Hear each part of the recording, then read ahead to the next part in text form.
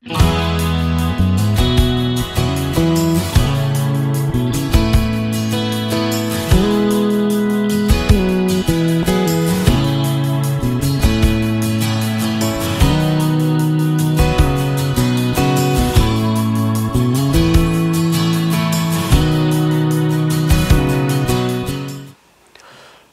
광주메일TV 시청자 여러분 안녕하십니까. 민선 7기 지방자치 시대가 시작됐습니다. 지역민의 선택을 받아 취임한 단체장들이 혼신을 다해서 지역 발전과 주민 행복을 다짐하고 있는데요. 오늘 이 시간에는 김영록 전라남 도지사님을 모시고 도정 운영 방안 등에 대해 들어보겠습니다. 도지사님 안녕하세요. 예, 안녕하십니까. 반갑습니다. 네, 반갑습니다. 네, 김영록 전라남 도지사님은 도청을 떠나신 지 10년 만에 이번에 이제 도지사로 복귀를 하셨잖아요. 비록 국회의원을 2번을 역임을 하셨지만 옛 근무지인지라 좀 소회가 남다를 것 같습니다. 어떻습니까?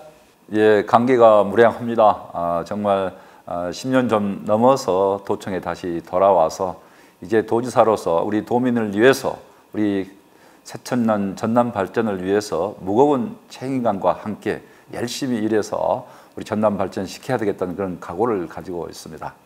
한 10년 만에 와보시니 많이 변하셨던가요? 어땠던가요? 행정의 기본 틀은 변하진 않았습니다만 여러 가지 많이 변했고 또 우리 직원들 분위기도 밖에서 생각했던 것보다는 훨씬 분위기가 활기차고 또 조직 분위기도 대단히 밝고 열심히 일하는 분위기라고 이렇게 생각하고 있습니다.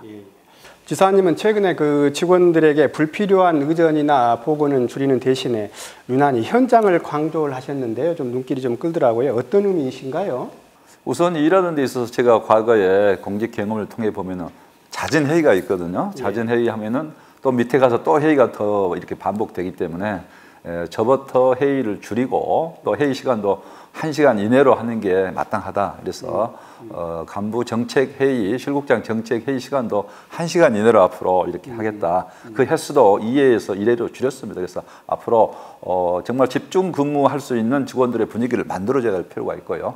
또 특히 제가 이제 국회의원 하면서 나가서 보니까 현장에서 느끼는 것하고 책상에서 이렇게 우리가 보고받는 것하고 많이 다르거든요. 그래서 도지사님 저부터 현장 위주로 일하겠지만은 우리 직원분들도 내가 다 모든 것을 일을 할 수 있는 도지사다.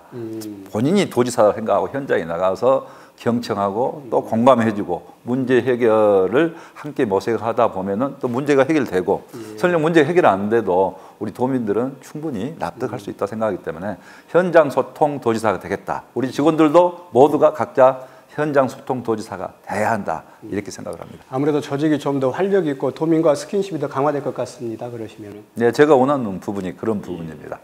지사님, 그 취임 이후에 이제 간부들과 만난 자리에서 도정 방침, 활력이 있는 일자리 등 5개의 도정 방침을 제시를 하셨잖아요. 이것이 이제 도지사님의 도정 운영 방안의 핵심이라고 해도 될까요? 어떻습니까? 네, 그렇습니다. 저희들의 이제 도정 목표는 내 삶이 바뀌는 전남 행복 시대를 열겠다. 이렇게 도정 목표를 정했고요. 방금 말씀드린 대로 활력 있는 일자리 경제, 오감 만족 문화 관광, 살고 싶은 농사노총, 감동 주는 맞춤복지, 소통하는 혁신도정. 이 틀에서 저희들이 열심히 일할 거고요. 그제 이 틀에 맞춰서 앞으로 도정 방침에 대해서 원로분들한테 한번 브리핑도 한번 했습니다. 예. 근데 그 중에서 이제 핵심 중에서 핵심이 이제 일자리 창출, 이렇게 인구 절벽 해소 문제인데요. 사실 이와 같은 것들은 상당히 뭐 지방자치단체 차원뿐만 아니라 정부 차원에서도 해도 쉽지 않는 문제잖아요. 그럼 나름대로 대안이 있다면 어떤 점을 좀 제시할 수 있을까요? 그러니까 이번 제가 이제 짧지 않은 기간이었습니다만 선거 과정에서 보면은 많은 분들이 가장 그 말씀을 많이 하신 부분이 경제를 좀 살려야 된다. 특히 일자리. 젊은이들이 우리 지역에서 취업할 수 있고 또 젊은이들이 돌아오는 전남이 되었으면 좋겠다는 게 한결같은 도민들의 바람이었는데요. 결국 일자리를 늘리려면은 이제 우선 기업 유치도 중요하지 않습니까? 그래서 에너지 융복합 산업을 중심으로 해서 1000개의 중소기업을 유치를 하고 또 그중에는 대기업 또 외국인 투자 기업까지 유치한다면은 일자리에 도움이 많이 될 걸로 생각하고요. 또 동북권에 있는 화학업종이랄지 철강산업 또 신소재 산업을 앞으로 적극적으로 육성한다면 일자리 창출에 많은 도움이 될 걸로 생각합니다. 최근에 포항 ESM 전기 배터리 양극재를 생산한 이 공장에 MOU를 체결했습니다만 앞으로 길게는 10조 가까이 생산을 할 수 있게 되면은 일자리도 많이 늘어날 것으로 이렇게 생각을 합니다. 구체적으로 제시를 하셨던 1,000개의 기업 유치와 또 2030년 200만 인구 회복 프로젝트에 대한 사실 기대도 크고 반면에 또 우려가 교차하는 면도 없지 않아 있습니다. 나름대로 같은 맥락인데 이에 대한 뭐 해결 방안이라 그럴까 제시할 수 있는 방안이 있다면 한 말씀 좀 부탁드리겠습니다. 그래서 일자리가 우선 첫 번째 중요한 사항인데요. 방금 말씀드린 대로 기업 유치도 하고 또 우리 전통의 강점인 농수축산업에서도 이제 미래 전략 산업으로 일자리를 만들어내야 되겠다. 수익을 올리는 그런 제조, 가공, 유통, 수출까지 하는 그런 산업을 육성을 해야 되고요.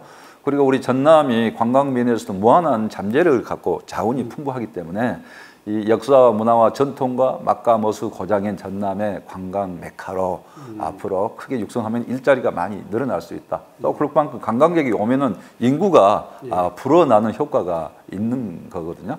그렇게 해 나가면서 아울러서 기농, 기촌, 기호 이런 부분도 적극 장려하면은 일자리 또 인구 늘리기에 크게 도움이 된다고 생각합니다. 출산율 높이는 문제, 결국 출산율 높이기 위해서는 출산, 보육, 교육, 인프라 이런 부분도 지속적으로 우리가 확충을 해 나갈 문제로 생각합니다.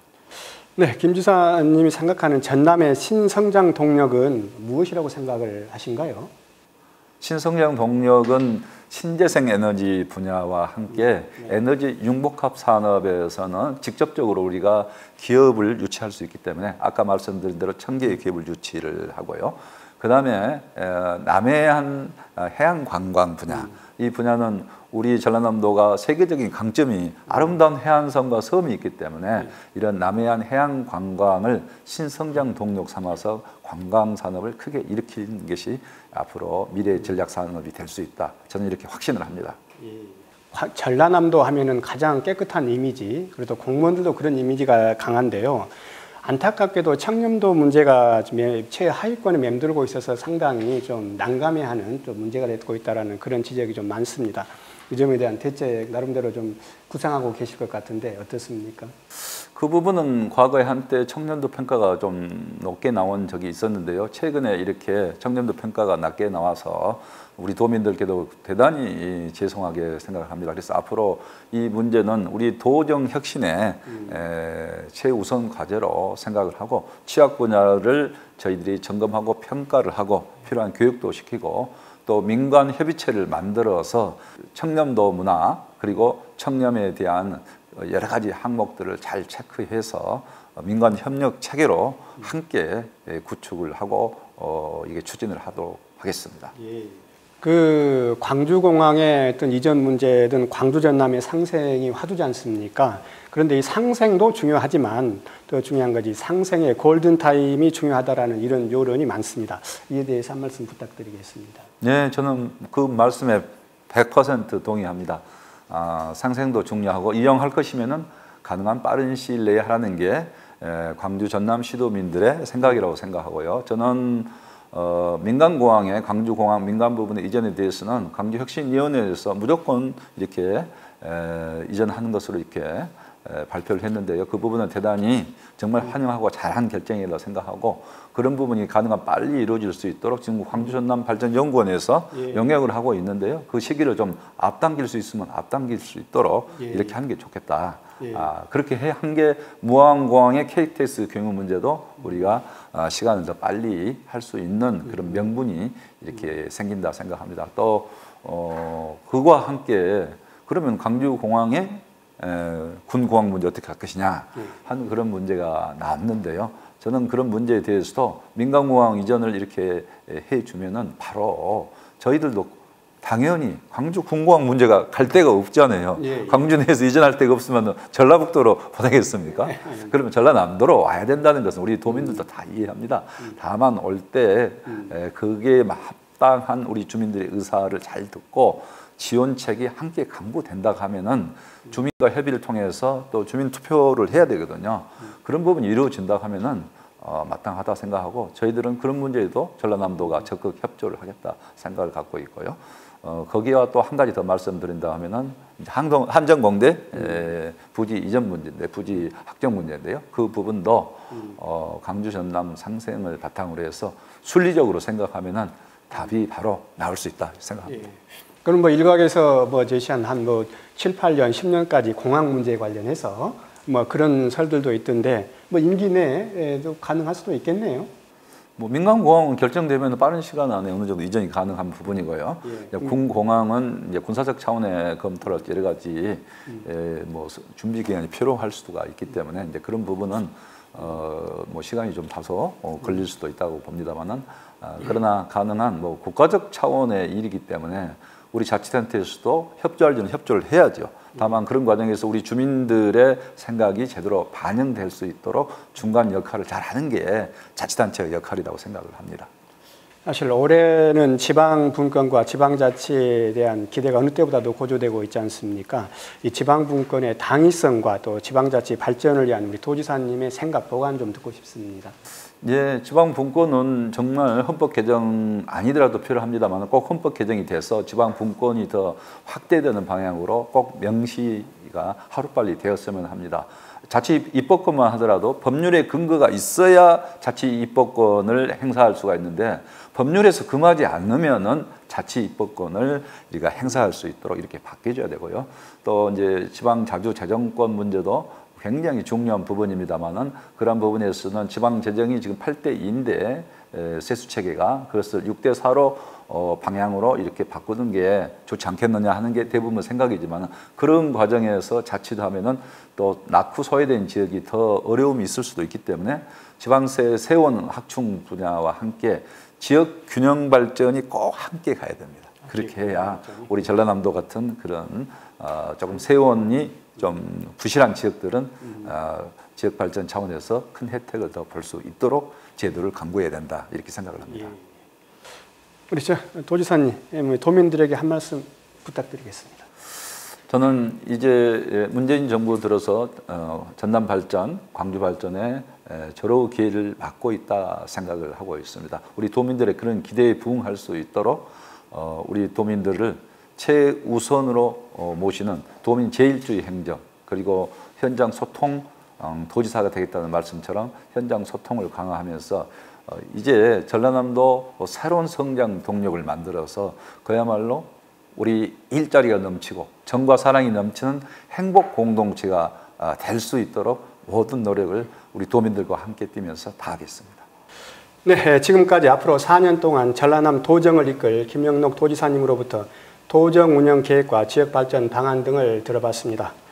김영록 지사님의 말씀처럼 기업 유치와 인구 회복 프로젝트 등을 통해서 도민이 보다 행복하고 지역에 활기가 넘치기를 기대합니다. 오늘 말씀 감사합니다. 감사합니다.